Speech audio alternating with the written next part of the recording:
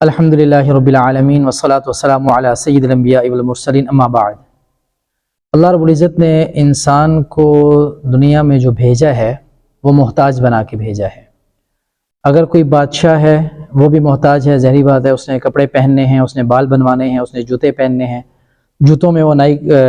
موچی کا محتاج ہے، کپڑوں میں وہ پھر ظاہری بات ہے کپاس اور ان چیزوں کا اور دکاندار کا جہاں سے کپڑے لائے گا اس کا محتاج ہے، بال کٹوانے ہیں تو نائی کا محتاج ہے، تو وہ بھی محتاج ہے۔ اور اسی طریقے سے ان ساری محتاجیوں میں جو ایک بڑی محتاجی اللہ نے انسان کو دی ہے وہ مرد اور عورت کی آپس کی محتاجی ہے۔ مرد عورت کا محتاج ہے، عورت مرد کی محتاج ہے۔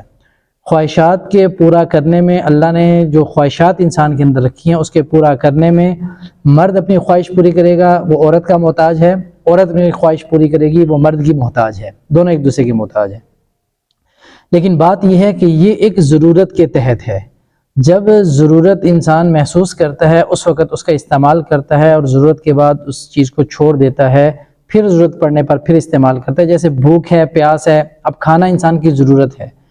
ٹھیک ہے، پیاس ہے، پانی ہے، انسان کی ضرورت ہے۔ اب کھانا اتنا ہی کھائے گا جتنی ضرورت ہے، اور ضرورت کے بعد اگر وہ پھر بھی کھائے گا تو اس کا ہاضمہ خراب ہو جائے گا، صحت اس کی خراب ہو جائے گی۔ پانی بھی اتنا ہی پیے گا جتنی اس کی محتاجی ہے، جتنی اس کی ضرورت ہے، اس سے زیادہ پیے گا اس کا نظام جو ہے وہ درم برم ہو جائے گا، خراب ہو جائے گا، بیمار پڑ جائے گا۔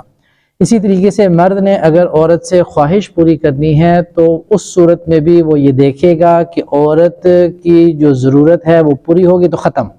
یہ نہیں کہ عورت کی ضرورت، کیونکہ وہ عورت سے اس کا تعلق اور واسطہ ہے، عورت کے ساتھ اس کا کنیکشن ہے۔ مرد اگر صرف اپنی ہی ضرورت اور خواہش کو دیکھتا رہے گا پھر تو عورت کی زندگی برباد ہو کے رہ جائے گی۔ لیکن اگر وہ عورت کا خیال کرتے ہوئے اپنی ضرورت کو پورا کرے گا اور عورت کی چاہت کے مطابق جتنا اس کی چاہت ہے اس حساب سے وہ چلے گا، اور اس کی صحت کو دیکھ کر، اس کی جسمانی حالت کو دیکھ کر، اور اس کے کام کاج کو دیکھ کر، ہر چیز کو دیکھ کر اپنی ضرورت کو ضرورت سمجھ کے پورا کرے گا، اور عورت کی بھی ضرورت کو سمجھ کر اس حد تک اس کی ضرورت کو پورا کرے گا، تب تو یہ نظام چلے گا۔ ورنہ یہ رشتہ جو انتہائی مقدس ہے، انتہائی محترم ہے، وہ رشتہ تباہی کا شکار ہو جائے گا، اس میں اختلاف پیدا ہو جائیں گے، اس میں پریشانیاں پیدا ہو جائیں گی، اور بہت سارے مسائل ایسے ہوتے ہیں کہ جن کا سامنا انسان کو کرنا پڑ سکتا ہے۔ لہٰذا ضروری یہ ہے کہ عورت کا خیال رکھا جائے، مرد اپنی خواہش کے مطابق نہیں، بلکہ ہونا یہ چاہیے کہ عورت کی جو خواہش ہے، عورت کی جتنی ضرورت ہے، عورت جتنی ڈیمانڈ کر رہی ہے، اور پھر عورت بھی نہیں بلکہ عورت کی صحت جتنی ڈیمانڈ کر رہی ہے